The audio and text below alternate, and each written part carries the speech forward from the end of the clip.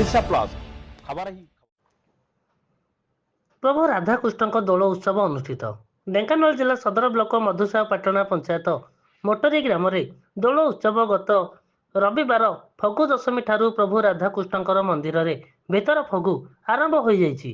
आज बराह दोल 13 तारिख शुक्ल पक्ष चतुर्दशी गुरुवार राति 7:30 समय प्रभु राधाकृष्ण विमान रे पाटपटुआर सहित मोटरी ग्राम परिक्रमा करी पूजार्चना सह भोग ग्रहण करती एवं परे मोटरी ग्राम दोल मंडप को श्री विग्रह को विमान रे निया जाए एवं से मंडप ठारे प्रभुंकर उत्सव बेस धूमधाम सहित लौड़ी खेल सांगकू बाजा बाण लाइट और सांस्कृतिक कार्यक्रम हेबा सहित ग्राम रे एक आध्यात्मिक परिवेश सृष्टि होइथिला। एही दोल उत्सव रे ग्रामवासी माने सहयोग करथिले। ढेंकानालरू बलराम साहू रिपोर्ट ओडिशा प्लस।